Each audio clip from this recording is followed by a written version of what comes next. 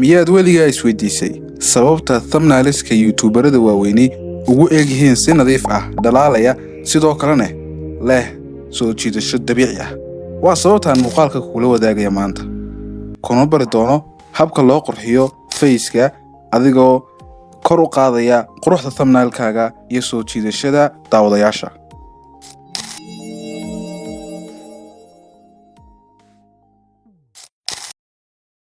haddaba si toos ah waxaan bilaabi doonaa face retouching-keeni.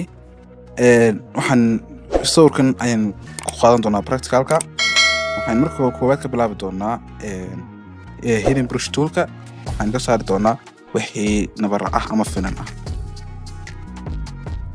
kadib markaan intaa ka saarno wuxuu midowga yar iyo angalka ku jira ka saari doono.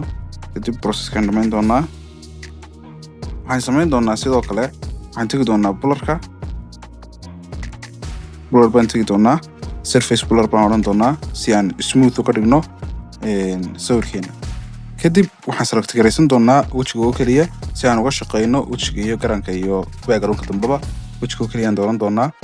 before after waan arkaysaan. selective color baan tegi doonaa. haddaad u baahato full tutorial Photoshop photo editing way idinla soo wadaagi doonaa haddaad iga codsataan.